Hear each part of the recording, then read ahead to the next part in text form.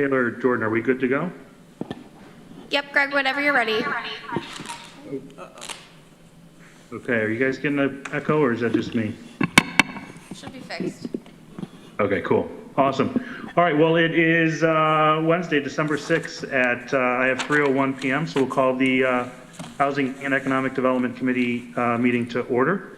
Appreciate everybody bearing with the virtual meeting. I'm out of town at a work conference, so appreciate the flexibility. Wanted to see if there's any public comment. Taylor, Jordan. Nope, there's none. Okay, so we have no public comment. Any changes to the agenda by members of the committee? No. Okay. Then let's move on to item number 4, minutes approval, the minutes of November 1st, 2023. Could I have a motion? Moved by Travis, seconded by Ann. I guess Jordan or Taylor, who's doing the, we'll have to do a roll call. Okay. Greg Mezey, Yes. Travis Brooks, Yes. Ann Koreman, Yes. Mike Sigler, Yes. Veronica Pillar is not here yet. Okay. Chair's report. Let me pull up my notes here real quick. Just wanted to say, again, thank you to the Tompkins County Continuum of Care and Human Service Coalition for putting together their Together Tompkins, the summit this past week. I know many members of the committee and other members of the legislature participated in one way or the other, and that was great. So big shout out to Liddy Barger, Simone Gaston, and Cindy Wilcox. They did a great job, and excited to continue to engage the conversation and work with them as partners in addressing the homelessness issue within the county. So that's really all I had for a chair's report. But again, just wanted to say thank you to them, and we'll have a little bit more of a discussion on agenda item number 8 for some things maybe we took away from that or we want to look to in 2024. I guess it looks like we have Bridget in there for the county administrator. Yes. Report. All right, thanks. Thanks, Greg. Good eyesight. Yeah, so I'm like looking at these little squares. But I guess, Bridget, I'll turn it over to you for county administrator's report. Thank you very much. So, County Administrator, we don't have any further report different than what was shared at last night's legislature meeting. I think the few items of note would be more appropriate to discuss in agenda item number 8, so we can wait until then to discuss what we've been working on in that regard.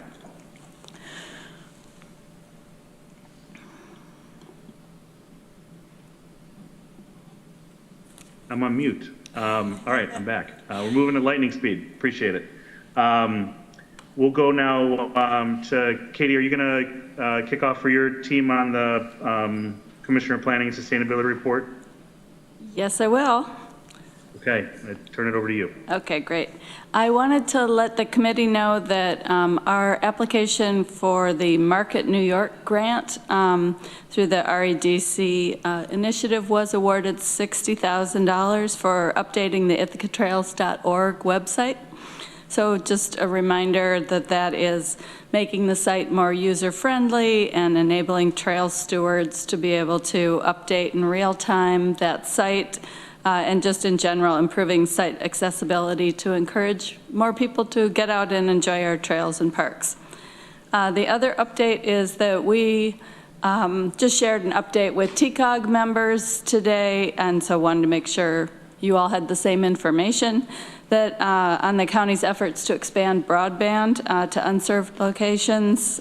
So on October 16th was the closing date for our request for proposals. We received 7 bids in response, including the firms that were Charter Spectrum, Empire Access, Hunt / Dryden Fiber, New Visions, Point Broadband, Southern Tier Network, and Verizon. The bidding included some that were providing pricing for all locations within the county, and some provided subsections of that as well. So we had pricing ranging from just under $1 million to over $33 million of county contribution to make that happen. So we are in the process of evaluating these. We've sent out clarification questions to all the bidders to get additional information on that went out on November 9th. And we're getting the information back and working with our consultants to do further analysis. So that's the update on the RFP. Nick Helmholt from my office was able to attend the Southern Tier 8's Upstate New York Broadband Conference. That was held on November 15th in Binghamton, with the keynote speaker being someone from the state's broadband's office. And the State Broadband Office has been busy. There are documents out right now called the New York State Connect All Digital Equity Plan and Broadband Deployment Initial Proposal. So we being mostly Nick, has been reviewing those beefy documents, and we will be submitting comments on those documents today. Tomorrow's the deadline for the comments. So that's it on those two fronts, and then I've asked Megan to give you an update on some of the housing work that she's been working on. Hi there. Well, to end, as we go into the year end, I think it's good to have some happy news. I've been accused of being a Debbie Downer when it comes to some housing things, but I think we've got largely positive things to share with you today. Elliot and I have been having some of the development opportunity outreach conversations with municipalities and other major landowners. They've been productive so far. We have a message going out to TCOG and municipal planners where they exist, making sure that any municipalities we haven't met with yet are aware that we stand ready when they're ready, willing, and interested to talk about their housing priorities, their challenges, and any key opportunity parcels that they can imagine. We've done some GIS analysis within our office as well to help with those conversations, and then we'll be reporting to you more next year on that effort. In the Community Housing Development Fund news, we have a ribbon cutting for the Market View apartments, and as many of you know, these projects tend to change names over time, so they've been previously called the Carpenter Park Apartments, essentially the new 9% low-income housing tax credit project that went up across from Aldi near Route 13, and that's tomorrow afternoon, and that is a Community Housing Development Fund awarded project. And we've also had several disbursements from the fund recently, and that's supported 2 community housing trust programs, so those are permanently affordable for-sale units, and the Village Grove Apartments up in Trumansburg, which will be 48 rental units. On November 28th, Cornell hosts the All Things Equal radio show on WHCU, and they had Elliot and me present on the housing snapshot, so that's up on their website for anybody who's interested. I had a chance to talk with a housing policy seminar course up at Ithaca College as well, so I can say young people are certainly interested in our housing issues. There's also an opportunity that we've advertised through our networks, but if you know of anyone who might be interested, it's the Community Preservation Corporation. They are taking applications through December 15th next week for their online training series that's specifically for BIPOC real estate entrepreneurs, so people that would like to develop real estate in New York State. And if you know of somebody who might be interested, feel free to contact Elliot, or we can send you a link to the information on their website. Also, we didn't get advance notice from New York State Homes and Community Renewal since the county isn't eligible to participate, but the governor's pro-housing communities program is starting to roll forward, and they finally had their first webinar last week, and so that's available on their website, and we're making sure our municipalities are aware since they would be the ones to directly participate in that program. And then finally, this isn't really our news, but messages started going out yesterday that one of our key housing partners, Ithaca Neighborhood Housing Services, will have their new executive director starting on January 2nd. Her name's Kate De La Garza, and I know we're all looking forward to working with her. And if there are any questions, happy to field those. What time is the ribbon cutting tomorrow? 2 to 4. 2 to 4? I guess any questions for Katie or Megan, either on the broadband or housing update? Veronica, Yeah. go ahead. Sorry, let me know if I shouldn't just talk, because I don't Oh, know yeah, how no, well you no, can jump see in. us. It's totally fine.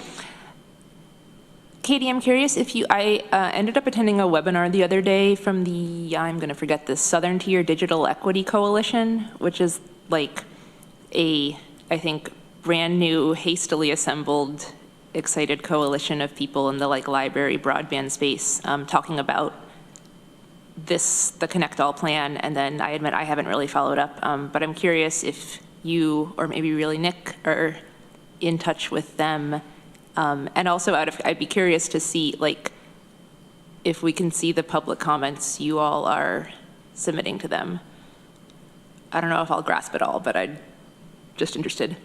Yeah, we'll see if we can do that, because we were just in the process of taking rough comments and putting them into a letter, and then Nick dug into it more as to how you submit comments, and it's confusing.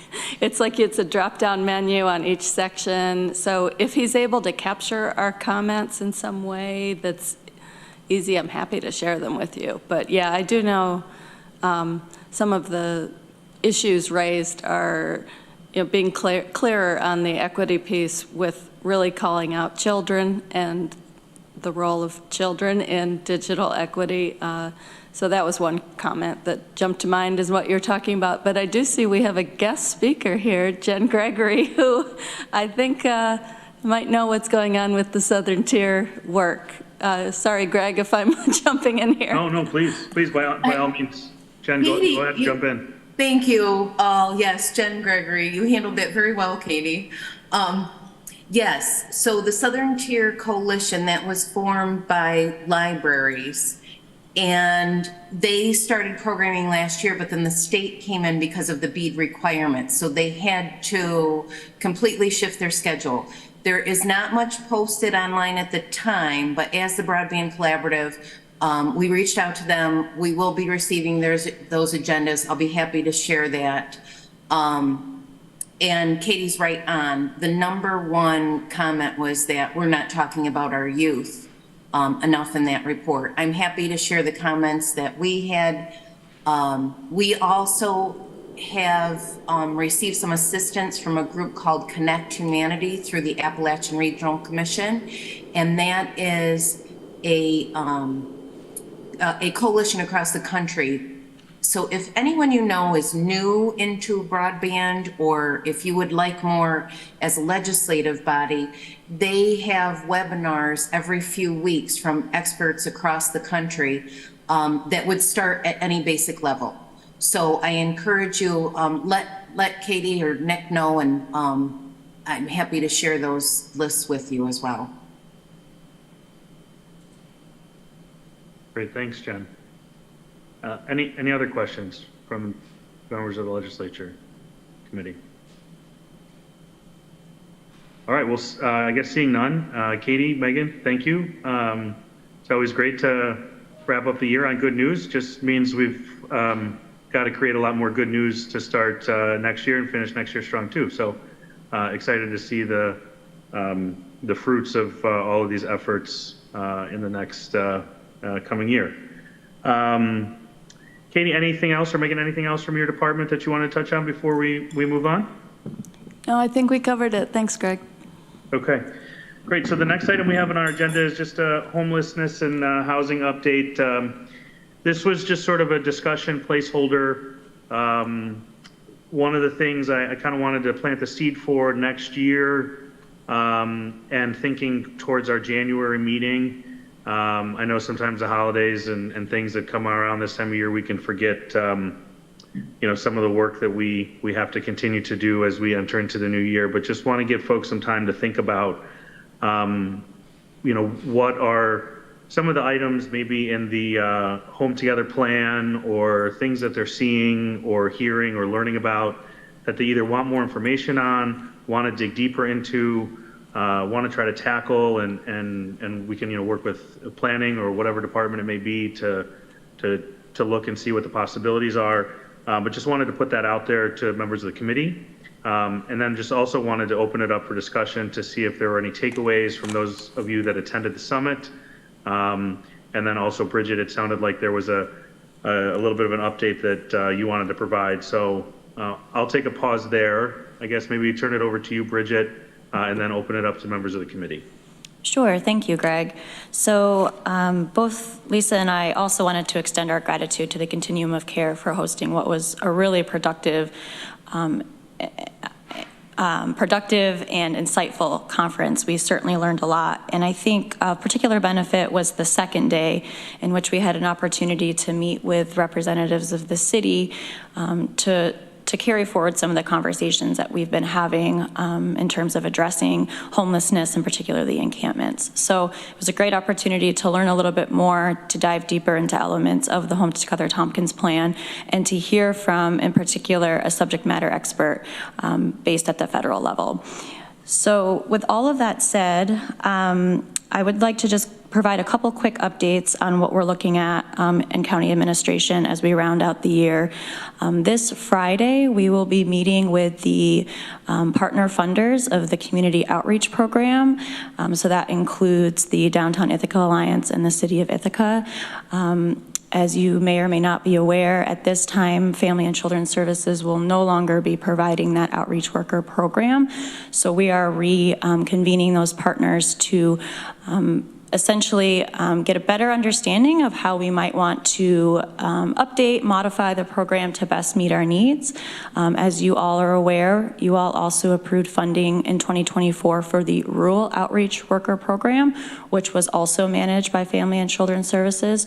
So what we'll be looking to do is to be more efficient with that combined funding and have a combined outreach worker program. So we'll be meeting with the partners on Friday to start to look at a draft request for proposals. And we'll keep you updated on those conversations. I will say that prior to her departure, Tammy Baker, the Homeless Services Coordinator, did put out a survey to various organizations in the county that are providing outreach worker services. So we got some valuable feedback back in terms of where we might be able to do a better job coordinating the services that are provided, where there might be some duplication of effort, overlap. So I think we have a lot of great insight in order to move forward into crafting an RFP that really reflects how we might want to best serve that targeted population. As you are well aware, we are continuing our conversation with the Department of Social Services to make sure that we have adequate shelter beds throughout the remainder of the Code Blue season and then leading into the spring. So those conversations are continuing, and I'm sure we'll have much more of an update at the next legislature meeting towards the end of December. And last but not least, just in regards to the Homeless Services Coordinator position, Lisa and I and Human Resources are in the process of reviewing that job description. There are some challenges with the civil service process, so we're looking to see what we might be able to do to revamp that position, and then we will come back to the legislature with our recommendation for how we might move forward with that position. So those are the updates that I thought would be relevant to the discussion today. Yeah, no, that's great. Bridget, thank you. Sure. Members of the committee, any questions, comments, takeaways from the summit, burning topics other than solving a very complex problem as quickly as possible, that we might want to address or have further conversation on in the coming months? I see Ann and Veronica. Thank you. I wasn't able to attend the second day, but I attended the first day, and I'm glad folks got to meet together with the city. To me, that's, and I'd like to hear more about that meeting, but I'm thinking that is going to be key to continue those type of meetings and collaboration, with the city. Because one of the biggest issues is with homelessness with people in the city.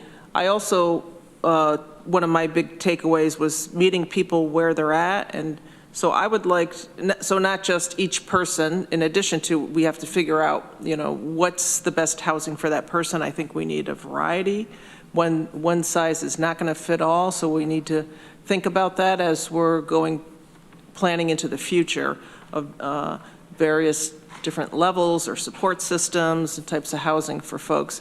but also into the rural areas. So I'd like to make sure we have discussions and figure out what can we do in the rural areas, especially since, they talked about if you're, for instance, you're building some affordable housing, that is a good place where you could put some SROs, the single resident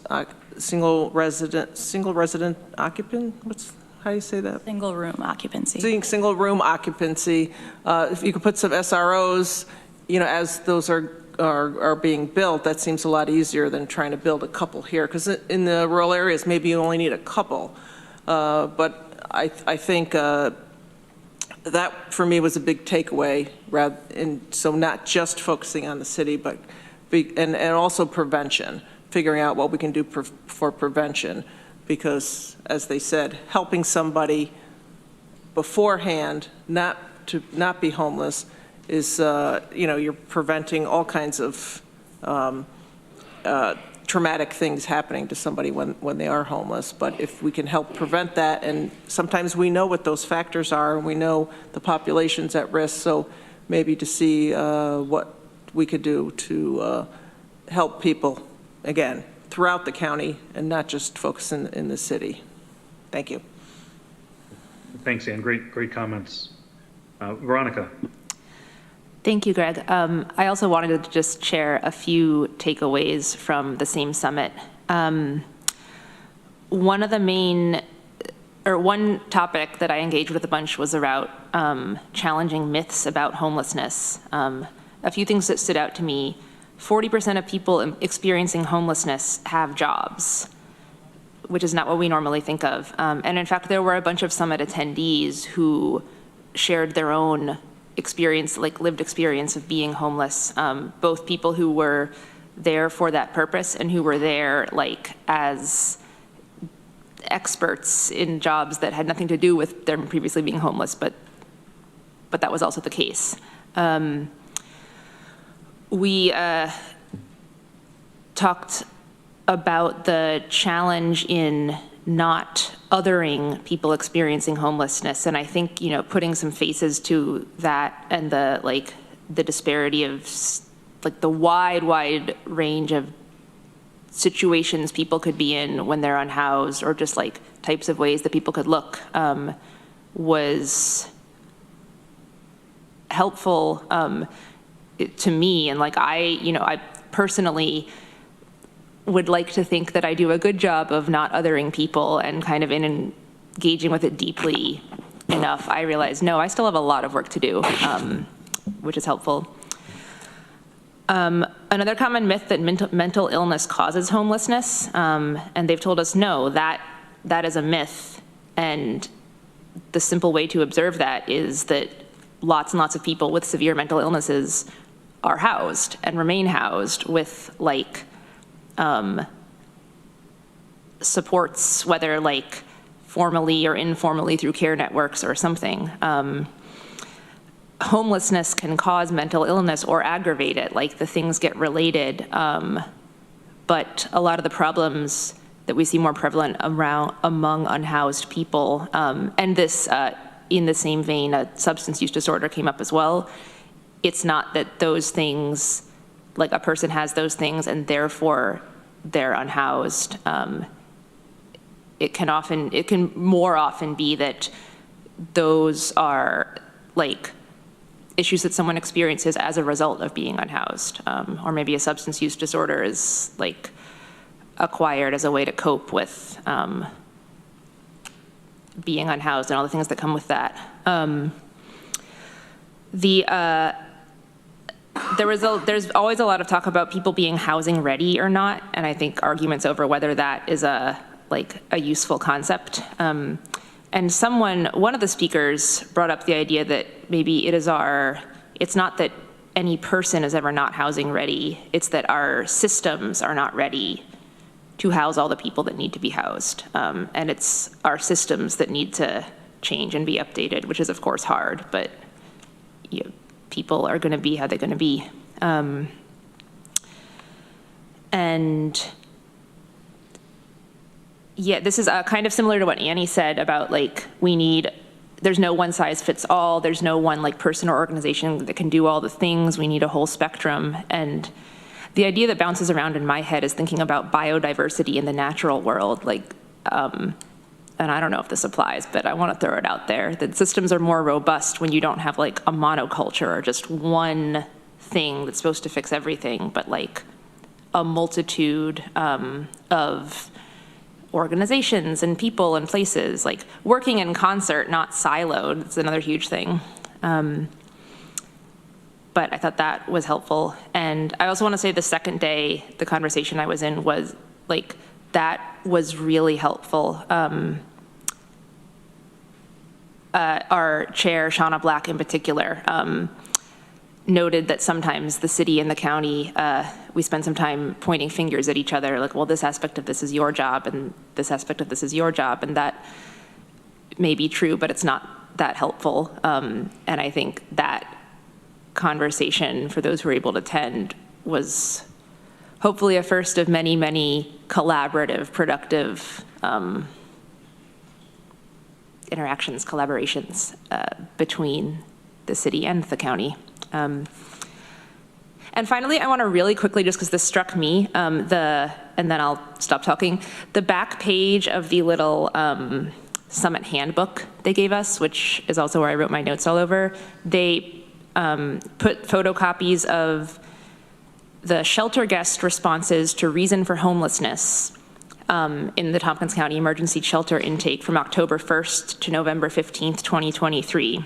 And they are: evicted, released from incarceration, in a fire, no place to live, can't afford rent in Ithaca, kicked out, no money, no place to go, evicted, landlord evicted, broke up with girlfriend, no stable income, domestic violence, DV, no home/kicked out, lease violation due to voucher amount needed to move, relocation in the middle of a breakup, exiting domestic violence situation, relocated from Pennsylvania, released from incarceration, kid, mother, don't want him there, eviction, mental health/substance, shitty family, domestic, eviction, recently released, no housing, house fire, no place to stay, lease not recertified, released from cars, no housing, unstable mental health, relocation, girlfriend broke up, nowhere to live, no family. That's all. Thanks, Veronica. I want to just piggyback.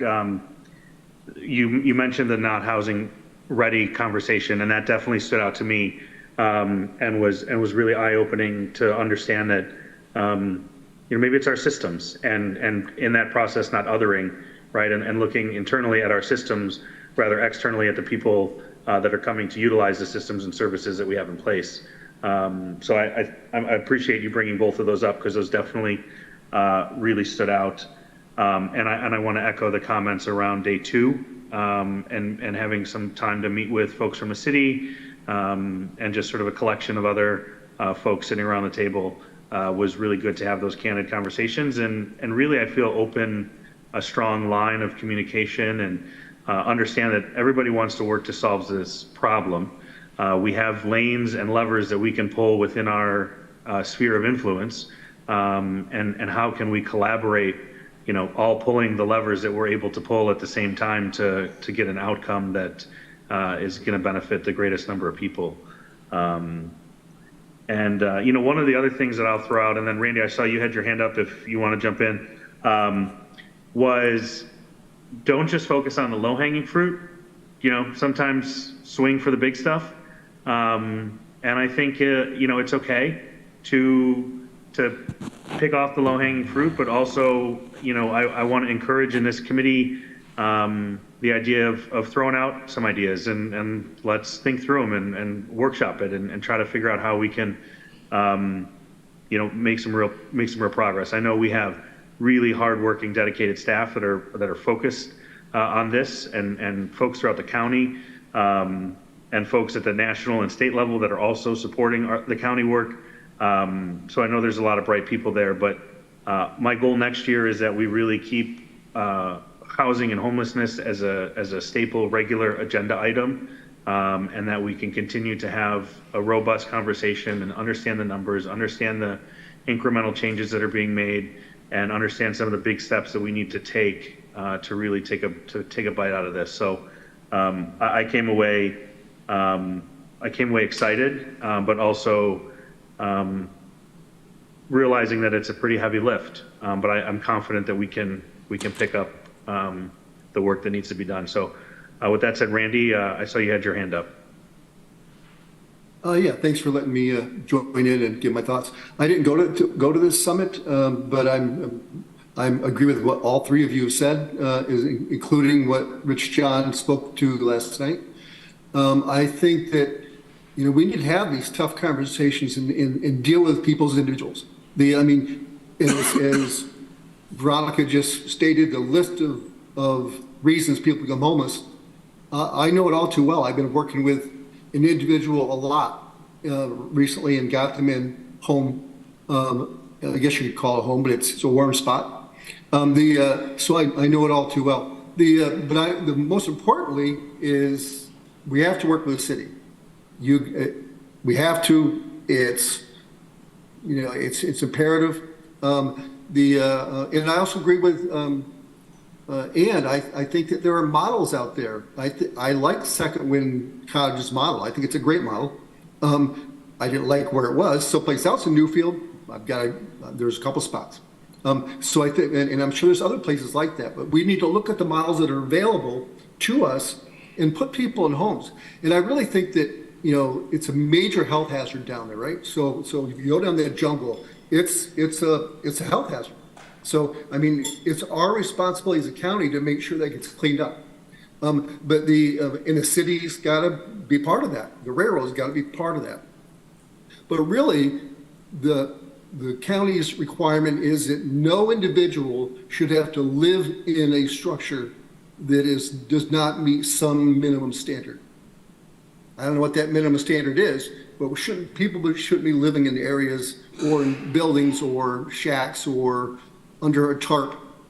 And I think that's the county's responsibility to figure that out with the city and other municipalities. And I'm really excited that there's conversation with the city. So thank you. Great, thanks for jumping in, Randy. I just want to give Travis and Mike an opportunity to chime in if they'd like to. If not, we can continue on. I thought it was valuable. I didn't have the same takeaway about the low-hanging fruit that you did. You want to say more? I didn't have the same takeaway from the low-hanging fruit that you did. If I remember correctly, what she was saying is we should actually go after the hardest stuff, because that way, if you can solve the hardest problem, then the easier problems are, kind of solve themselves. And I thought that was a pretty naive viewpoint, frankly, from her. When you have families with children that are homeless, I would imagine that low-hanging fruit would be your first priority.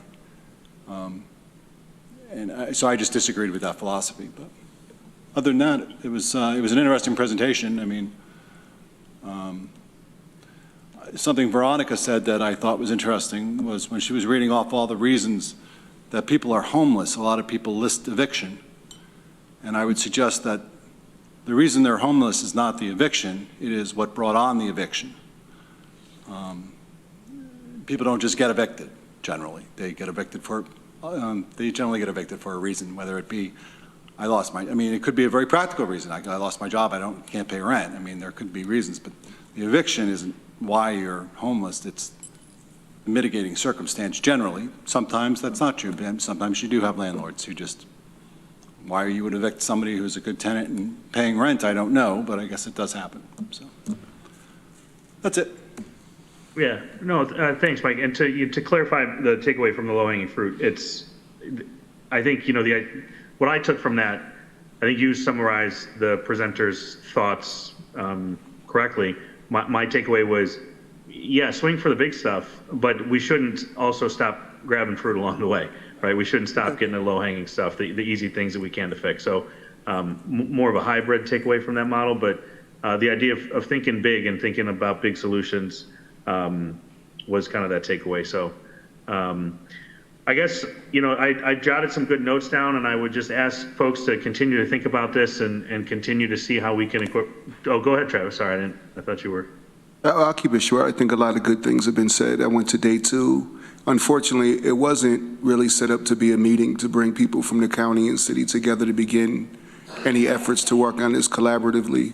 I think, Annie, to your point, it would be great if we started that process soon. We talk about it, but it hasn't happened, at least since I've been here.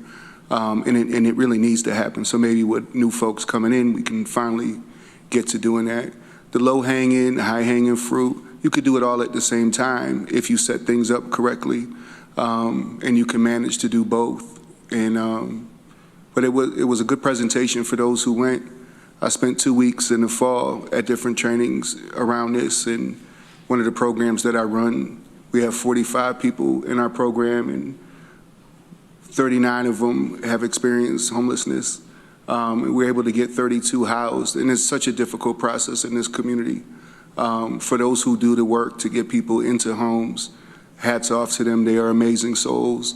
But it all really comes down to housing and affordable housing. And when Annie talked about the SROs, we don't have them. So we have places, we just don't have the places to get people into. So it's a tough situation, and but we can do it all if we really focus on it. Great. I appreciate that. Look forward to the next meeting, really kind of putting some goals together and trying to get some concrete ideas. And,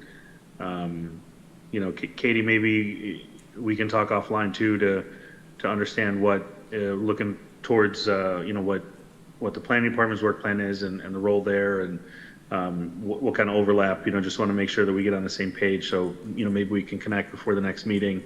But really want to make this a front and center priority for this committee moving forward. Understanding, Katie, that your department's not the only one involved, right? Also working with county admin and just understanding all the county departments and their work plans and how it fits in, so we can shape our goals and best support the work of the staff, but also achieve the outcomes that we're looking for as a legislature.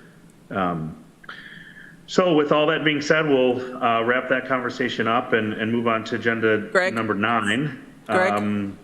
Greg, Veronica has their hand up. Oh, sorry, Veronica. Yeah. Sorry, I don't know if this is appropriate for here, but since we've been talking about the city and county a lot, last night George McGonigal told us that the city was going to be voting on some unsanctioned encampment policy tonight, maybe. And my personal view is that I would prefer that not happen so fast without, because if, well, I have a personal view on that might undermine the let's work together with the county thing, but I would love maybe a sense of this committee if I'm way off base or if this is just not an issue for now. So let me just make sure I understand what you're asking. The city's moving forward with their encampment policy, and they're looking to vote that into existence this evening. Is that what you're saying? They're looking to, well, they updated their agenda for tonight to, I don't think it's voting on the policy. It's the voting item is it's like a direct the city staff to put together a plan for implementing an enforcement policy, such as a draft enforcement policy. I know that's cumbersome. I don't want to accidentally say the wrong thing. No, I mean, and so you're asking for a sense of this committee. I guess how can we help, or what do you see the committee role being in the concerns that you have with the city moving forward with their actions this evening? I guess I'm asking, does the committee have, obviously we don't tell the city what to do. That's very clear. But does the committee have any opinion on whether them fast-tracking this affects the, like, robustness of our collaboration or not? Or is it the opinion of the committee that, like, this is just none of our business and we should wait to see what the city does? I guess I'll open it up to members of the committee to weigh in on Veronica's question. Well, what I do when the town of Lansing is going to do something that I don't particularly like, I go in as a constituent, because while I am a county legislator. But can you use your mic? Sure, because while I am a county legislator, I am still a constituent.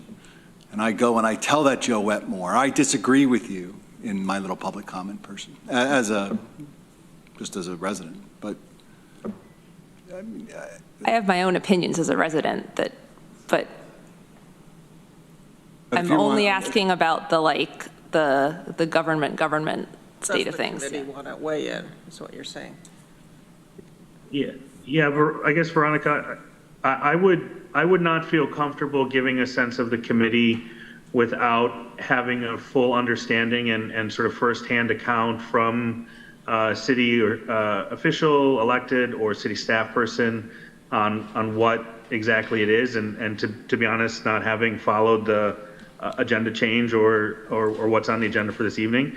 So apologies there on my part, but I guess that's kind of where I would be. I would say, as it relates to the county-city relations, I mean, I'm in a marriage, and my husband and I disagree sometimes, you know what I mean? But like at the end of the day, we still work together, we still love each other, we still get stuff done. So yeah, I think look at the 14 of us that sit around the table, right?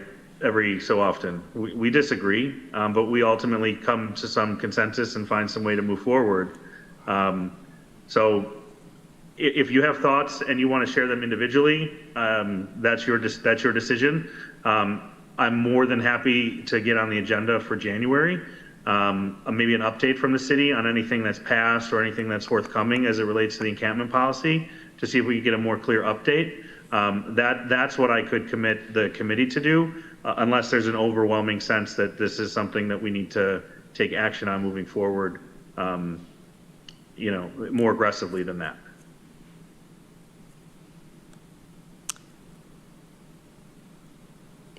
All right, I think then. I don't know if that answers the question. No, that's fine. I'll let it go. I guess I should have just asked this question to George last night, but I did not think fast enough. Got it. Okay. Well, if there's anything we can do to be supportive, again, let us know, and I'll try to reach out to the city for January to see if they can get on the agenda to get an update on the encampment policy. All right. Sounds good. Thanks. Yeah, of course. Let's move on to Southern Tier 8. One of the folks that we get to work closely with at the county as it relates to economic development and broadband and all sorts of fun stuff. Jen, I'll let you introduce yourself, introduce a little bit about Southern Tier 8, and turn it over to you. This is just kind of your time to connect with the committee and share some of the things that we do together, opportunities that we may have, and kind of a little update from across the region. Thank you, Greg. Thank you to the committee for having me. And is my volume good for everyone? Okay, great. So yes, I'm Jen Gregory. I've been with the organization. I started as a GIS specialist, so focused on data. And then in 2018, the organization was restructured very quickly, and I was the one that stepped into that seat. So in the last 5 years, I've made quite a bit of changes. I work very closely with Katie and her team. You have phenomenal partners. This housing issue that you're all trying to assess, determine where to go with, that's across the region, as well as we know, the pandemic exacerbated that for the entire country. So I'll be curious to learn more from a local level.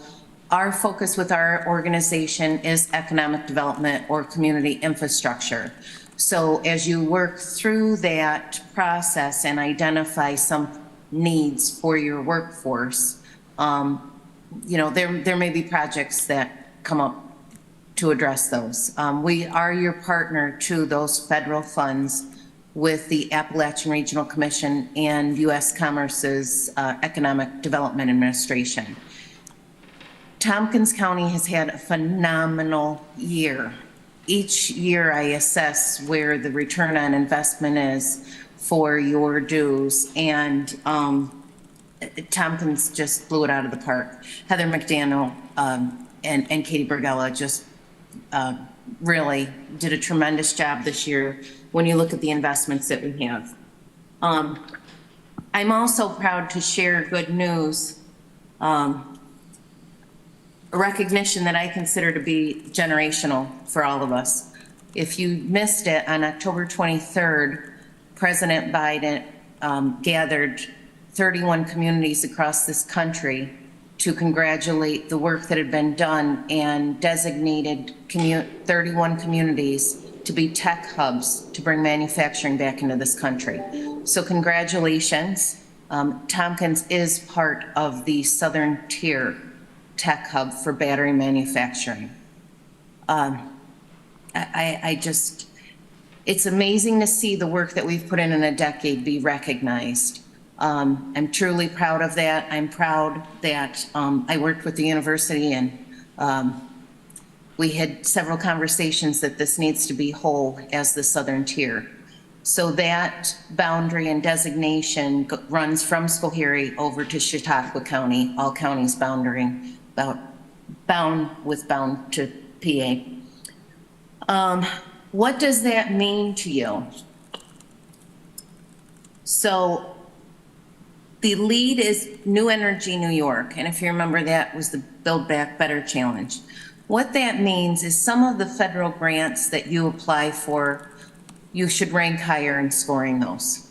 And they are looking at housing as well. So Department of HUD, they have a staff they'll be designating to help with resources and data and best practices. So as those expand, we'll be sharing that information. Congratulations on EDA's investment in Build to Scale with Cornell and Rev. That was the Build to Scale program, received higher points as a designation on that as well. And SBA, they'll have additional programs. So any of the new developments that you might see at the university, we usually see those, right? The SBIR, the research grants, those should also rank better in the process. This designation, I see leading our work for the next 10 years. I know that Heather is very active and working on a program for site selection. Thank you to her staff. We're building a portfolio. Companies are moving here and locating here because of this designation. So it's real. I anticipate that promotion and acknowledgement to grow continuously. So, well, I can say, yes, more work, but in some ways, hopefully it will make some of our work a little bit easier to get financed as well. So, congratulations to all of you. I'm really thrilled. There will be more on that as this rolls out. There is there's project development that will be underway, and I'm setting up meetings for the end later this month and in January to start that conversation. So Katie and Heather and Greg will hear more about this as we go through the next year.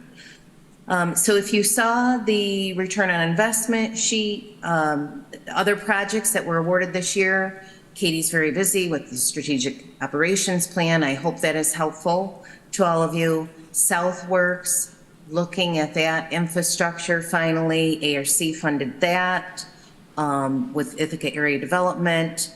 TC3, they have a creative program. I felt it was very creative. We were thrilled to support that. increasing the tourism career pathways so that someone, they come in as a restaurant employee, where can they take that after a few years? So building those programs to actually build a career so they can afford to live in the community they choose. I'm really excited about that as well. The reuse center, we know Diane does phenomenal work there, so she's building that capacity program across the state. I think that will be tremendous for meeting our CLCPL goals and getting the word out there and what options are available.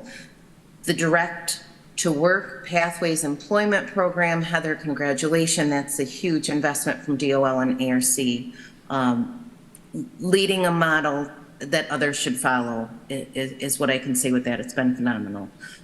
We also had some other STEM education programs with students. 2 attended the, I'll share some of the feedback from that. The entrepreneurship program, 2 of your high school students went for 2 weeks at App State, North Carolina. So from a student entering their senior year, they were asked, what would you like to see improved in their community? You had one of your students say he'd like to see more access to golf courses. So that made me chuckle with some of that to hear their perspective. So I plan to expand with that program a little bit more and get some feedback from the students because it was the first time we were really engaged this year and I learned a lot as well. There were some others across the region that those students responded with mental health issues and having a meal on the table. So that was not from Tompkins, but boy, did that really put it into perspective. So a lot of hope in your community is what I would like to say from these, that they recognize that. And I would call the golf course as one of those low-hanging fruit projects to work on. So that's, I just wanted to touch upon a few of the projects that we have been working on. It's been phenomenal to work with your team. I really appreciate it. The broadband, we're going through a little bit of broadband fatigue, I would probably say, all of us. And again, if you're interested in that training program and learning more, I'm happy to share that. You've taken phenomenal steps to position yourself to be the first prepared out of the gate. And I think that's what will really be significant because as we saw with broadband development, for a decade you could plan on 40,000 mile build. But once they announced the BEAD program funding and the anticipation of getting fiber and network components, that price escalated 60 to 80,000 a mile. So to be first will mean something with that rollout, I think. And we thank you, Katie and everyone, Nick, who made it to the broadband conference. We had a great turnout. We were actually able to engage in very meaningful conversations with the ISPs and the problem solvers across the state. So Josh heard that. I'm sorry, Josh Breitbart is the VP for the Connect All office under Governor Hochul. And he was very pleased to be there. He's supportive of the area, our region and area being served, and put me right on the spot that day and asked me to hold a conference next year. So as soon as I can get a date from him, we'll be scheduling that. Other thoughts, Greg, of what I may have missed? No, I think you gave a good update. There's definitely a lot of good information in the items that you submitted in the agenda packet. So hopefully folks on the committee had a chance to look at that, and I guess I would just open it up to members of the committee for any questions for Jen. Katie, Heather, and I get to see Jen and get emails from Jen more frequently. So, Katie too, I welcome your voice or Heather in the conversation here as well. Just want to open it up to see if anybody has any questions for Jen on either ROI or programs, what's on the horizon, things that we can be working on. Everything's on the table. So any questions from members of the committee? No? Anything? Heather's got her hand up. Heather? Oh, sorry, Heather, are you in the chamber? I'm in the room. I just wanted to thank the county for your commitment to supporting ST8. There were several years there where we were not a member, and I think it was a big lift on Katie and her team's part, and some of my team at TCIDA at the time to convince the county that there was return on investment. And I think from hearing from Jen today that all of us partners in Tompkins County have really stepped up, and we are using this membership to leverage lots of great funding that's doing fantastic things in our community. So thank you for your support in making that happen and your continued support in maintaining our membership with ST8. And congratulations, Katie, on all your good work too. Thanks, Heather. And Greg, I would just add also our acknowledgement that without Jen at the helm, I think it would be a very different organization. She's a great strategic thinker and is always focused on getting more money coming into our community as well, which is much appreciated. Thank you, Kate. Yeah, I don't know how Jen keeps all the acronyms and things. I mean, I try to write down and stop and ask, and I feel like I'm drinking from a fire hose sometimes at these ST8 meetings. So it's definitely a complex system that Jen helps us and neighboring counties navigate to get the work done. Ann, I saw your hand up. Yeah, thank you, Greg, and thanks, Jen, for the presentation and the information you provided that we have in our packet. So just, I didn't know if there was any more you could, I didn't click on the links to the different things, but for instance, the Tech Hub information that you shared, the designation, is just wondering, from what I'm seeing here, it looks like maybe it's more focused around Binghamton, or I don't know if this is a question you can answer. Is there anything here that we might be able to take advantage of in Tompkins County? I know Absolutely. You said we're part of the area, but what does that mean for us? Sure. So, yes, the New Energy New York program started with Binghamton University, Dr. Stan Whittingham receiving the Nobel laureate. I think that had a lot to do with that. So, and really RIT, some of the research that happened there. I see a huge opportunity for the Southworks area of development on several fronts, right? There'll be manufacturing available, housing, entertainment. And let's look at it this way. Where do people want to live? The first pick is Ithaca, right? You deal with that issue all the time. The CEO of the Imperium 3, the battery company that's in Endicott, lives in Ithaca. So folks are looking from across the globe to move here. I just got a call. I have a position open, and a spouse is moving with the same skill set. They'll be moving in April to start at the battery plant. So it's broad, and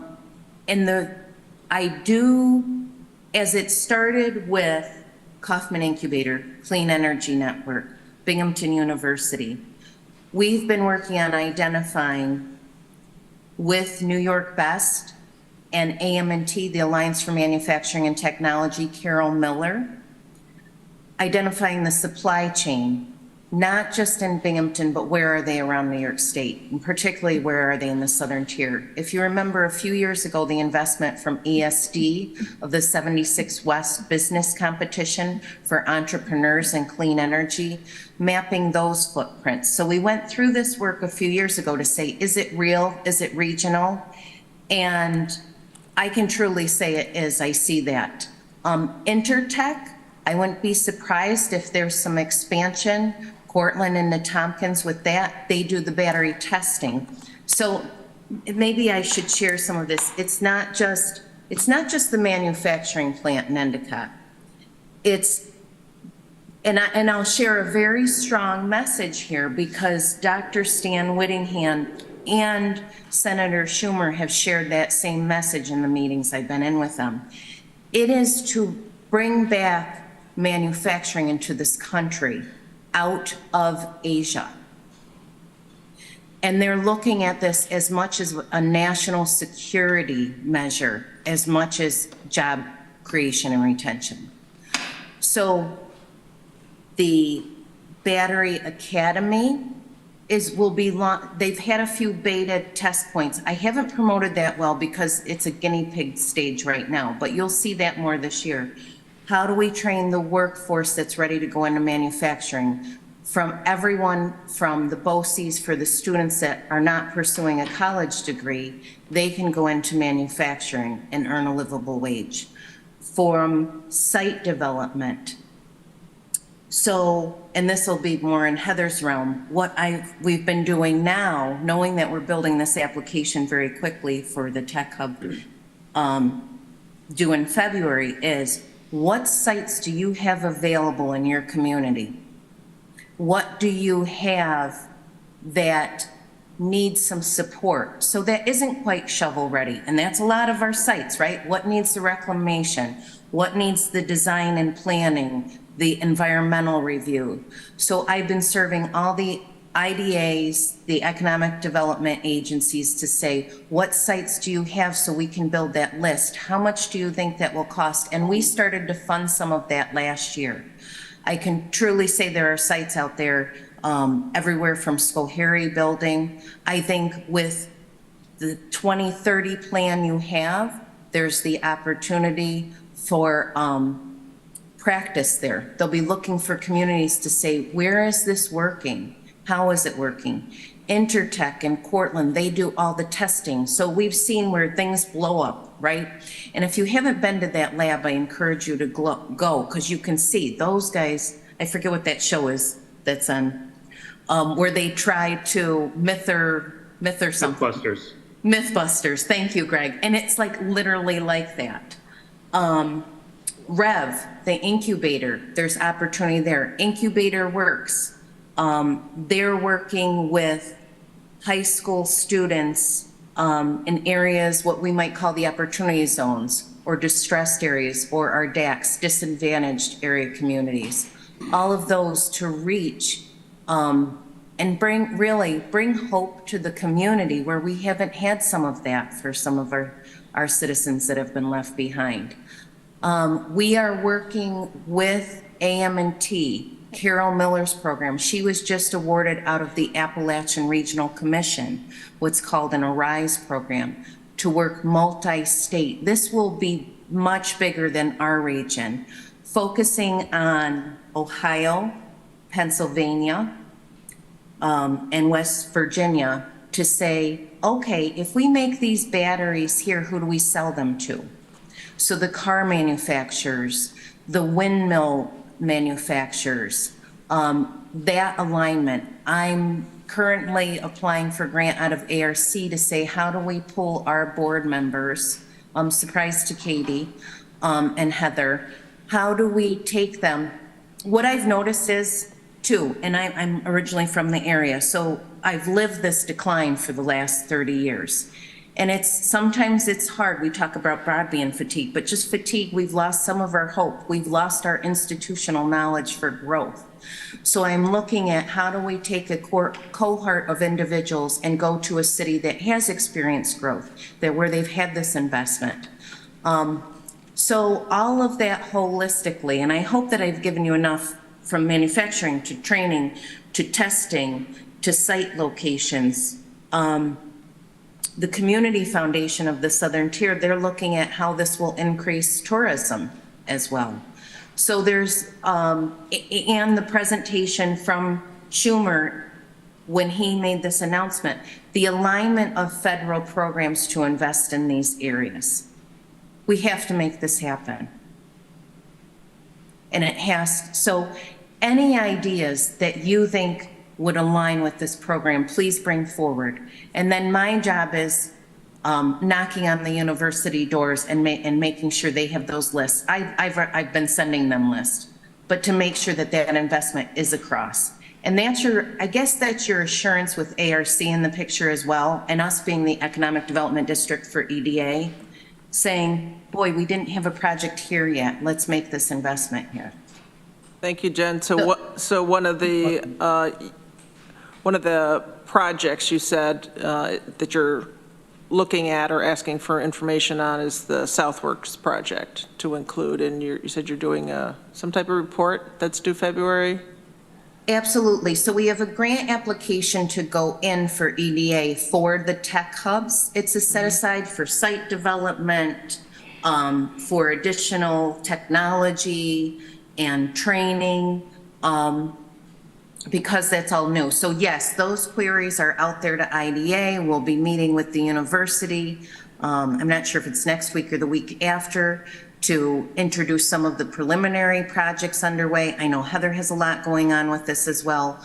So I see this as a real opportunity for those sites because you have many of these assets already in alignment. Thank you very much.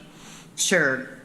And I'll add one thing too. I guess why I'm so hopeful with this, a lot of folks that have been engaged with this program, their hands are getting full with projects. So that's why I've really tried to go out and reach, and say, please take this seriously. I see real opportunity here. Well, Jen, I appreciate it. I don't know if we have other questions from members of the committee. I didn't see any other hands.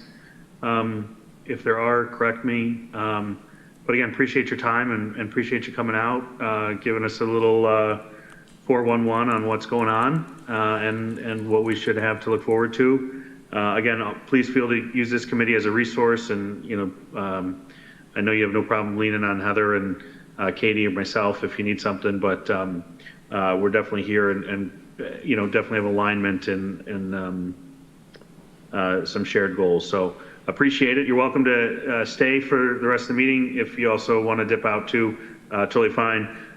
Next on our agenda, we have Heather McDaniel with Ithaca Area Economic Development report, and then a little bit about 2024 work plan. So again, thanks Jen, and Heather, I will turn it to you as you get seated and logged in. Thanks, Greg. It was great to hear Jennifer today because she really speaks a language that I live in all the time.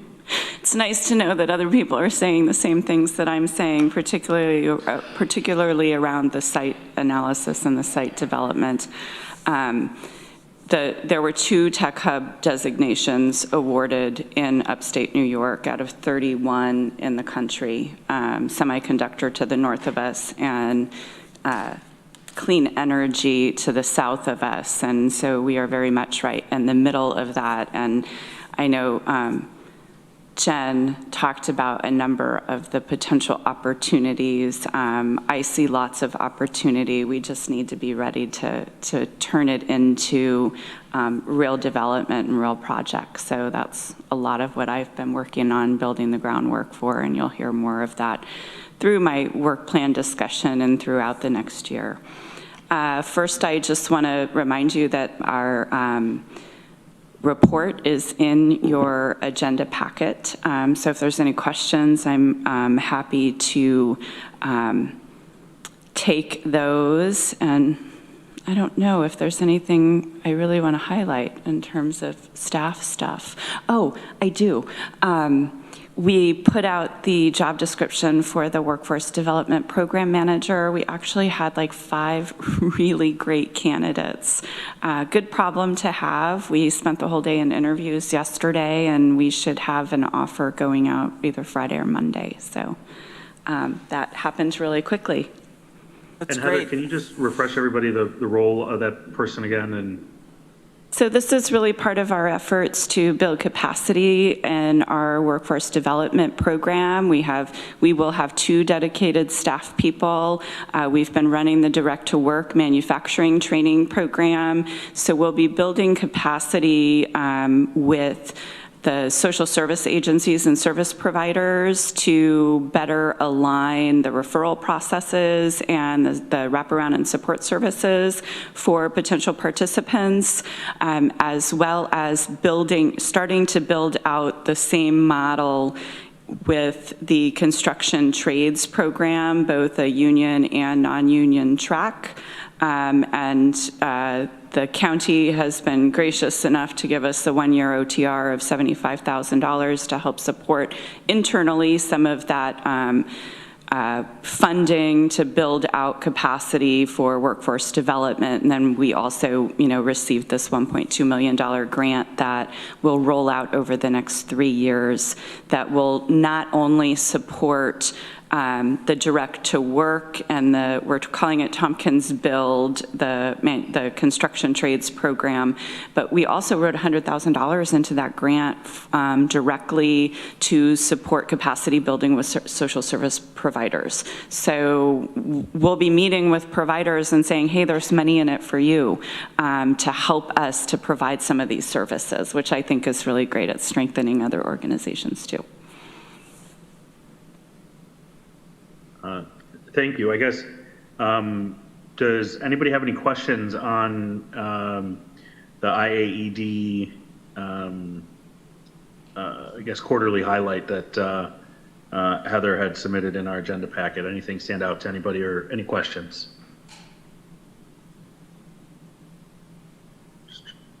Okay, if there's no questions, Heather, if there's anything else you want to highlight, if not, feel free to jump into your work plan discussion. Okay. I don't know, we've just been busy trying to wrap up year end. The broadband project, everything's ready to go. I think construction will start in the spring. We have been participating in the Micron workforce task forces, lots of participation there from Tompkins County and Cornell in particular. We've had a couple of meetings down in Binghamton around the clean energy track. I've been talking to a lot of my counterparts at different IDAs about big project structures. Since I'm starting to sort of conceptually work with Southworks around incentives for that project. I've been talking to lots of my counterparts and reading lots of studies just around how you make big development happen. I will tell you that every large development project in communities where development is happening, there is municipal and county support. Dollars supporting infrastructure, supporting pre-development costs. And I think Jen really hit the nail on the head there when she talked about how we've been in, most of the counties in upstate New York have been in decline. I mean, our mindset is around decline. Not so much in Tompkins because we've been sort of stable, but we have certainly lost manufacturing base, and we need to sort of change the way we think about supporting development, because that's the only way we're going to get new tax base and really grow our community and be able to afford all those other things that we want to afford. So I'm really seeing that not only in industrial and community development projects, but also in housing development. I was in Binghamton this afternoon before I was here, and I got to see the new Oakdale Mall. The city of Binghamton spent $10 million on infrastructure. A group of private developers have remodeled, invested in the mall. There's a big brewery, restaurant there, a coffee shop, a big new Dick's, very fancy Dick's store, much fancier than ours. But, real conscious development of a community asset that's increasing community participation and increasing tax base. The city of Binghamton and the Broome County IDA are probably looking at helping to invest for more housing for workforce attraction, because they recognize with this clean tech that they're going to attract companies, and companies are going to grow here, and we do not have the number of people to fill those positions, but we also don't have the housing. So, you know, just learning about some of the things that are going on right in our backyard, things that are going on up in Clay around the Micron site, particularly around housing as well. So more to come on that, I'm sure. I'm going to go ahead and pop up on my screen. I have just a short presentation. I believe in your agenda packet you do have our proposed draft work plan for 2024. But I'm just going to sort of go through on the screen and sort of highlight some of the things. We generally receive input, not only from my team, from our board, but also from the IDA and from this body as we put the finishing touches on our work plan for next year. It's really a balance of our 5-year strategy and a lot of our core activities, and then looking at some of our special projects. So usually I'm at the planning committee of my board before I come here, but I switched things up this year, and I'll be at the planning committee of my board next week. So you're getting sort of an advance view of our drafted work plan. So just to remind you, we are, for all practical purposes, the economic development agency for Tompkins County. Our mission, we're dedicated to building a thriving and sustainable economy that improves the quality of life in Tompkins County by fostering growth of business and employment. We have a new vision statement that we developed through our 5-year strategy process last year, a diverse and inclusive economy with innovative businesses, entrepreneurs, and partnerships that foster employment pathways and promote economic prosperity for all.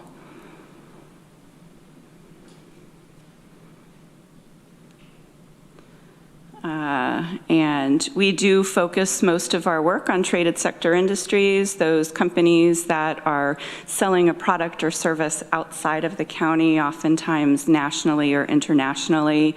They tend to create long-term quality job opportunities with opportunities for advancement, and they sort of they increase our tax base, they drive the need for a lot of those other local services. So primarily manufacturing and high-tech companies are sort of bread and butter that we work with directly. So following our 5-year strategy that we put together last year, we have consolidated the work, our core activities, into 3 program areas, the things that we focus on day in and day out, that we think we're pretty good at, and our partners say we're pretty good at. Direct services to businesses, and you can see in your agenda packet in our draft work plan, there's all kinds of activities that are, I call sort of our ongoing activities. These are the things that we do all the time.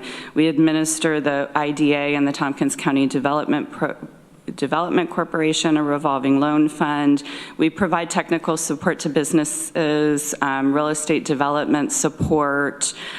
We tend to be pretty good at providing referrals to the right programs for the right stage of business development. So a lot of what we do is just taking incoming and either providing direct incentive or helping them to figure out where they need to go based on their needs.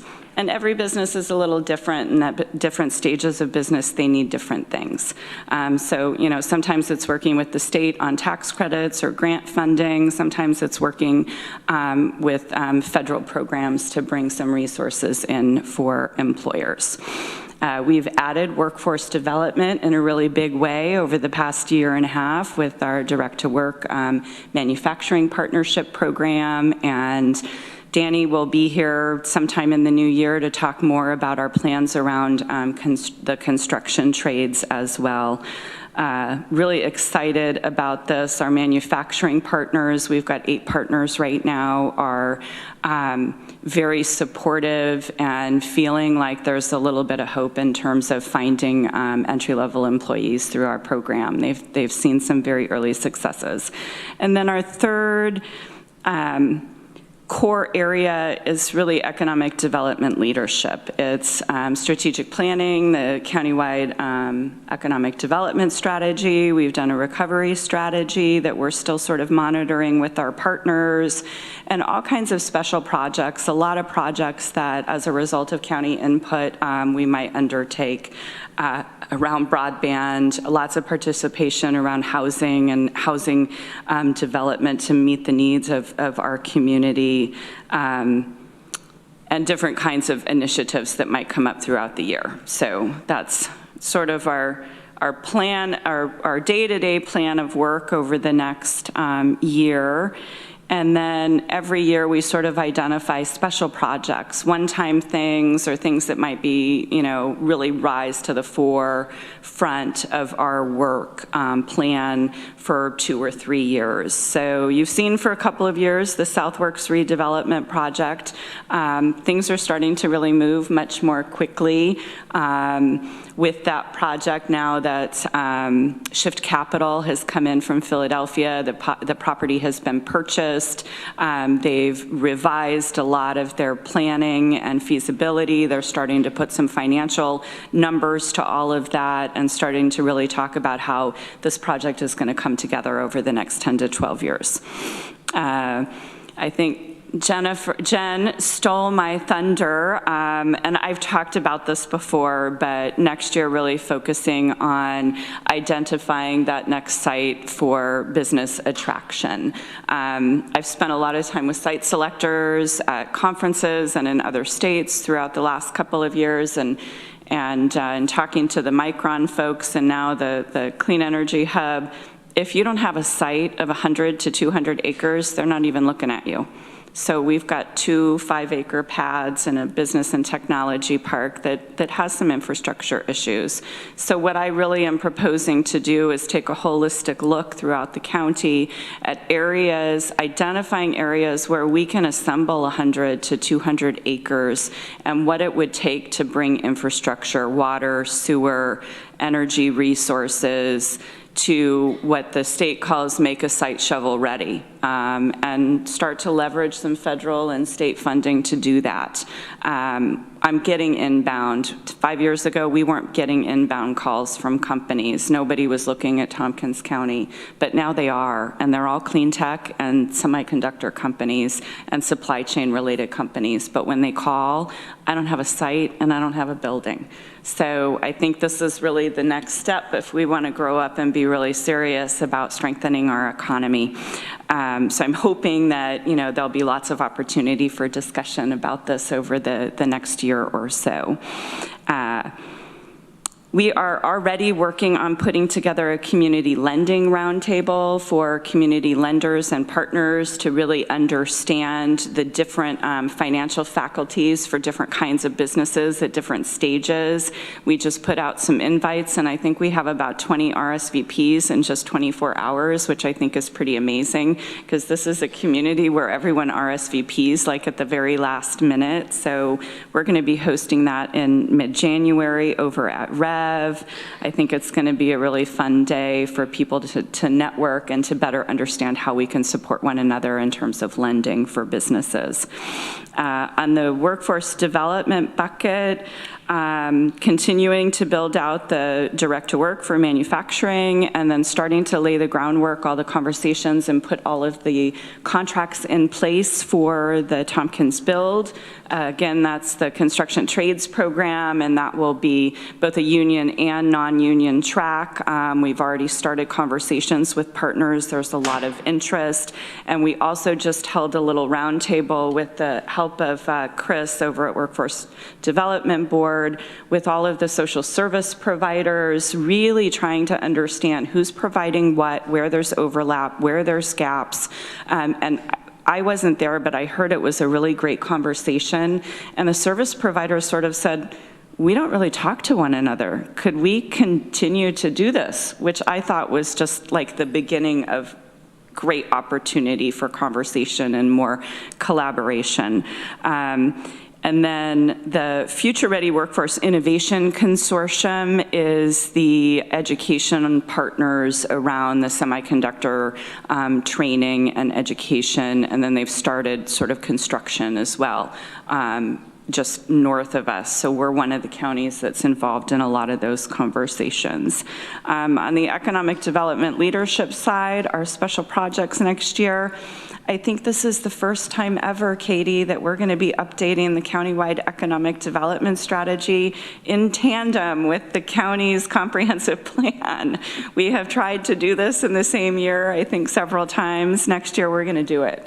So I'm really excited about that. Have started some initial conversations with some of the resource providers that are tasked with implementation of the current strategy, and we're really excited to move forward with that. We're going to be talking about that at our planning committee at IAED next week. And of course, participation in both of these two tech hubs that Jen and I had mentioned today. This is really where the future is for our community to retain talent and to attract talent and to really grow our tax base. So there's going to be some focus there. Cornell is very focused in some of these areas as well. And then our broadband, I mentioned, construction next year, and we'll be wrapping up our investment initiative. We do go out every 5 years, and thank you, Tompkins County, for your another 5 years of support for the work that we do. We use that to leverage. Our goal this year was $2.1 million over the next 5 years from investors. We're about 75% of the way there. We're hoping to wrap that up January, February-ish. So you will see in your packet, we've got performance measures and a little bit more detail around these items. I could talk all day, you know that, I love what I do, but in the interest of time. And then we've identified outcomes for 2024. We've always had direct services outcomes. We've added workforce development outcomes, as well as community benefits, particularly with the projects that we're delivering incentives to through our loan fund and through the Tompkins County IDA, but those companies that we work with to help them grow. Those are all new. A commitment to local construction labor, new housing and affordable housing units. About 25% of the new housing units we've seen over the past 5 years have been affordable. I think we'll continue to see that. New renewable energy resources in our community, and about 30% of the businesses that we serve, we anticipate will be minority and women business enterprises. And that's it for our work plan for 2024, and I'm really pleased to take any comments or take into consideration anything you have for me today. I see Mike Sigler's hand up first. You said there were energy challenges up at the Airport Carpet Park location. Why are we having trouble with that area? Oh, you're just going to run me out of town, Mike. Thanks. Me too. It's a controversial issue in this community. There is a natural gas moratorium in the town of Lansing, and I'm fully aware that this community doesn't want to see any more natural gas infrastructure. So, you know, that's one of the constraints that we work around. For businesses, there just isn't an alternative fuel source right now that can support some of those processes.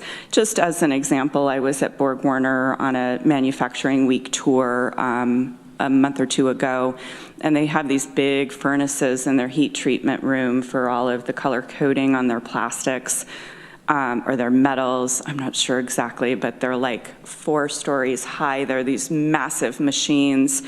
So how much would it cost for you to renovate and make these electric rather than gas-fired? $1 million each. There's like 10 of them. There, Heather? I know you've brought that up before. I mean, I've talked to several different people in the municipality, environmentalists, or people that are working, and people that are know about the gas moratorium. I haven't heard anybody that has any issue because they already have gas. Yes. I mean, the moratorium is on new infrastructure, if I'm. Yes, it is on new infrastructure or But expansion. I haven't heard of anybody that has an issue with somebody doing something up there that's manufacturing. So when I talk about Right? They can't expand. So when I talk about constraints, yeah, they can expand. So we had a little company called Maycom that was Binoptics. It was founded here. It grew here. It was bought by a company out of Lowell, Massachusetts. They had a facility in Lowell. They had a facility here. They wanted to do a 1,500, not 15,000, a 1,500 square foot expansion of their clean room.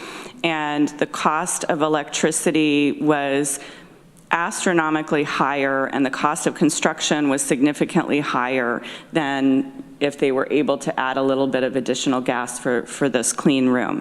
So Binoptics isn't located here anymore. That's over 100 jobs that average wages over $60,000. They made a business decision that it was more cost effective to consolidate into their Massachusetts facility.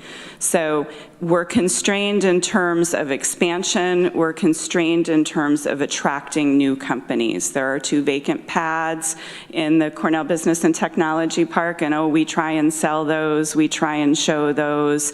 When we get inbounds from New York State, if you don't have what's on the list, they say don't submit. So I used to submit anyway. They always have an amount of gas. And they started calling me and they said, Heather, please stop submitting these. You don't have the needs for these companies. So it is the gas, but it's also electric. There's some electrical capacity issues up there that, we've worked with NYSEG. NYSEG's aware of it. So on both sides of the energy conundrum, there's some issues up there. But we don't have a 100-acre site up there.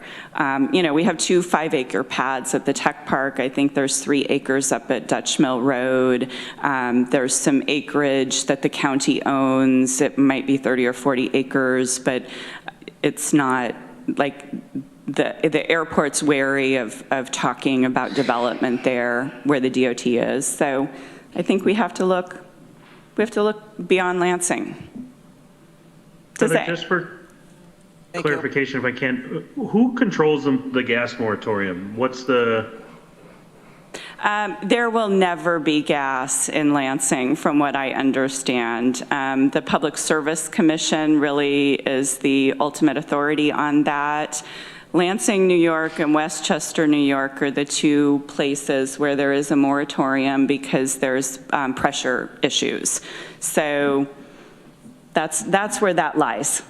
I would just add as well that was the whole vision of the non-pipes alternatives in that area, was to get some users who could more easily go to electric off of natural gas, to free up the natural gas capacity, in recognition that there are industrial and manufacturing processes that require still natural gas to be effective. So I don't know whatever happened with that program. It seemed to be interesting. Maybe Peak wants to invite NYSEG to come report on that at some point. That would be interesting to know what's going on with that. Yeah, and it's fascinating to me, if there's a moratorium, it's all or nothing. So they can't say, we freed up some of this capacity so you can have it, but there's still a moratorium. So we're really unsure how to move forward with some of that.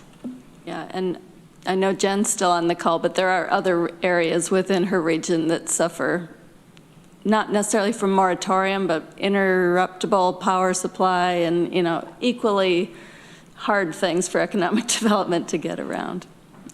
Yeah. Other questions from members of the committee? All right, well, without seeing any, Heather, thank you. I think I've said this a couple times before, but I'll say it again. I really enjoy looking at the metrics around workforce development and the community benefits, and appreciate, I think, you hearing the message that the community, members of the legislature were saying over the last several years around a strong focus. And I know building out a team to execute that work has been critical to that success. So, please share our gratitude with those folks, and excited to hear more about the construction trades and how that takes off. I think, we have a lot of issues that are intertwined. We can't build things if we don't have the trades. So there's a lot of things that have to happen in lockstep with each other, and appreciate all the work that you guys do to take a bite at the apple and move the ball forward. So thank you. Greg, thank you. All right, last but not least, for sure, as we continue a little bit of workforce, we've got Chris Bond with the Department of Workforce Development to give a brief update. Chris, if you got about 10 minutes or so. I think this is your first time now in your new role here at the committee. Yeah, our first time as the Workforce Development Department. So for those of you watching at home, we restructured with the Office of Employment Training at Tompkins Workforce New York. So that officially started October 3rd. We have our Career Center located at Center in Ithaca on the second floor. We have walk-in hours from 8:30 to 4:30, so you're welcome to come by anytime to get some help if you need help with career pathways, figuring out what you want to do. We have funding for training and just different things like that. And then we have the New York State Department of Labor side of the Career Center that assists with unemployment and just different things like that. So it's a comprehensive center, and there's a lot to offer out there. So people are welcome to come anytime. Along with that, another big update is we go through fiscal and program updates. So we just completed our fiscal annual review from the New York State Department of Labor. So we were nearly perfect. So thank you to Diane, who is our fiscal coordinator, who helped out with a lot of that. I'm sure she's listening now while she's working. So we were very excited about that. And then now we're going through our program review. So they're looking through our files and things like that, and that's going to go through the fall. And really what that's about, why the New York State Department of Labor? Basically, our workforce dollars come from the federal government, and then it goes down to the New York State Department of Labor, and then it gets spread out throughout all the different workforce boards throughout the area. So they're really the ones overseeing us on top of the federal government, but the Department of Labor is the one, the New York State Department of Labor is the one really doing that. A third main update, we collaborated with several partners in the area, and we had the Manufacturing Expo in September, and then the Healthcare Expo in November. So the purpose of the Manufacturing Expo was to invite youth from the region to get exposed to manufacturing careers. So it's really about elevating that career option for our youth, making them aware of what's out there. So we had people from Borg Warner, Therm, just all across the board, unions. They had different tables set up, and the schools could go to different tables, interact with the professionals there, learn more about the career, do some hands-on activities, like we had people drilling and hammering and just different things like that. For the Healthcare Expo, we had that at Ithaca College, and basically we had workshops in the morning. So the youth went through probably 15 to 20 minute quick sessions about different career pathways that are out there. We had a session on working in healthcare, but for serving those with disabilities. That's another avenue through healthcare that you wouldn't even think about if you're a youth, that you can help someone still through healthcare. And then obviously, your whatever you think of, your normal stuff, being a doctor and things like that. And then in the afternoon, the later morning, we had an exhibit hall where they could go to different tables and learn more about different careers that you could do in healthcare. We had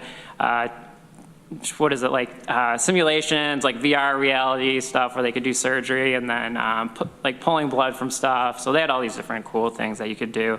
So those are pulling blood from stuff. Yeah, I'm a fake person. Yeah. Thank you for making me be more specific on that. Yeah. No, you don't need to be. Yeah, no, they have a mannequin thing. To let you know I was paying attention. Yeah, thank you. That was part of the quiz. Did they teach you how to get water from a rock too?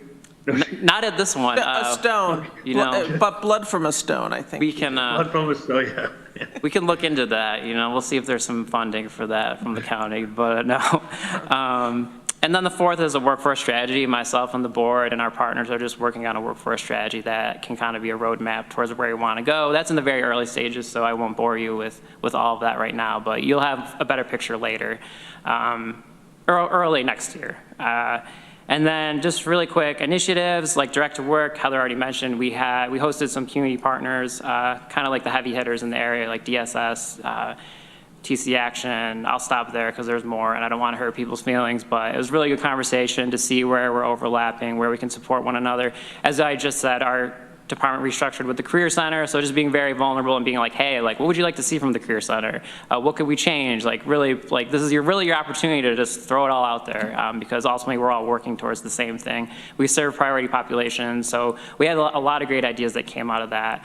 So Danny and I were still talking about those comments, but either myself, Danny of IAED, we'll talk more about that probably at future committee report outs. So we're really excited about implementing those.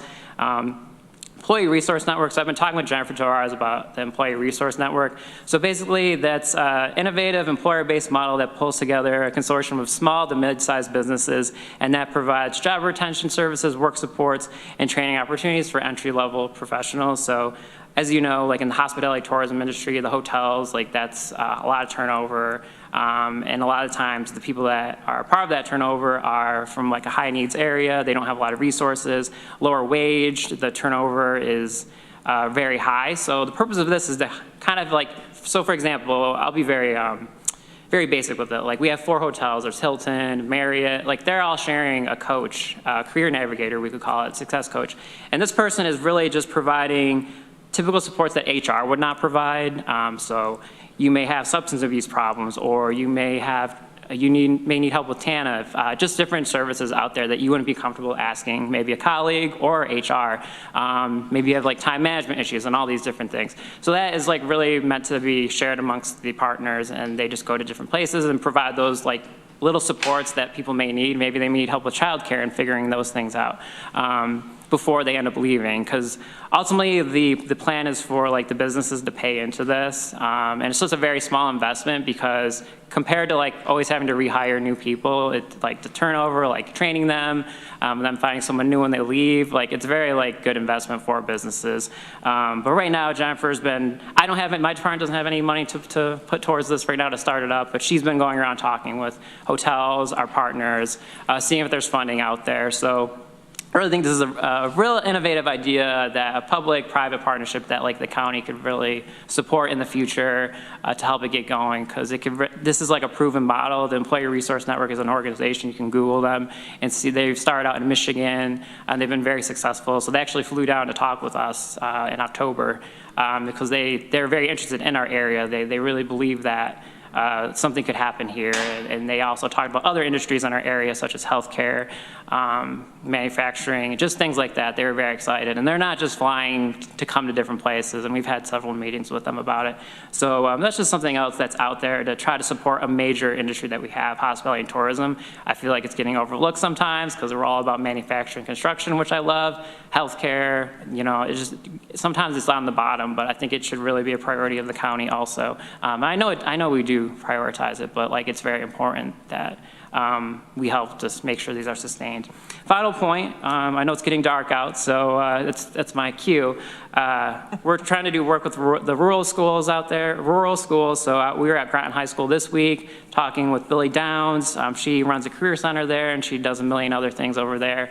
So they have a space where we can work, we can do outreach there, do events and things like that. I really think she's the first step to kind of figuring out how we're going to better engage our youth, get them more aware of career pathways, and even have a space to use, because it's like not everyone's going to come down to Center Ithaca, like I said. We're going to have to really figure out how can we get into all of Tompkins County.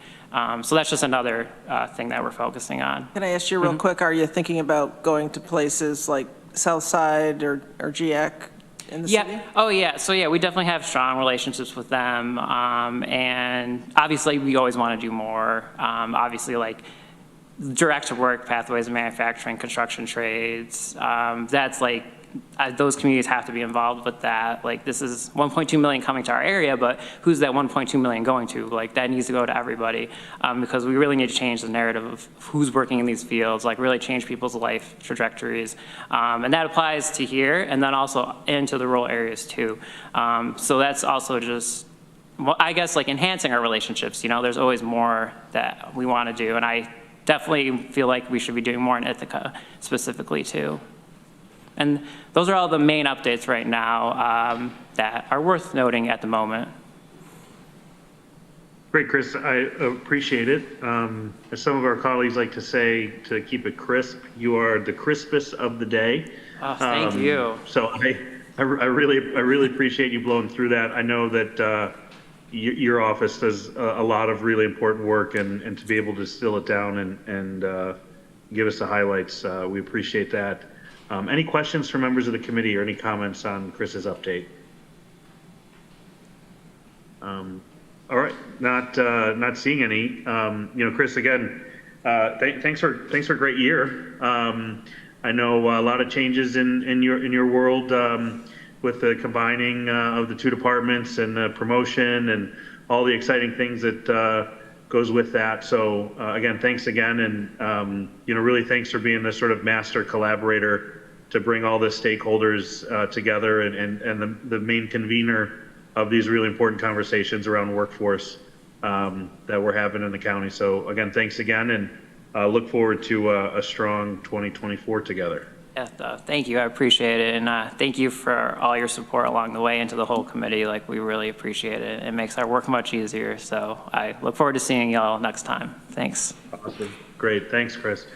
All right. With that, are there any committee members' reports or updates? Okay. I don't see any hands going up. So with that said, with no objection, I will call for us to be adjourned. Thanks, everybody. Have a great day. Oh, was there objection? Was it? He wants to stay. No, I was saying bye. Oh, I was like, Travis, are you sure you're objecting?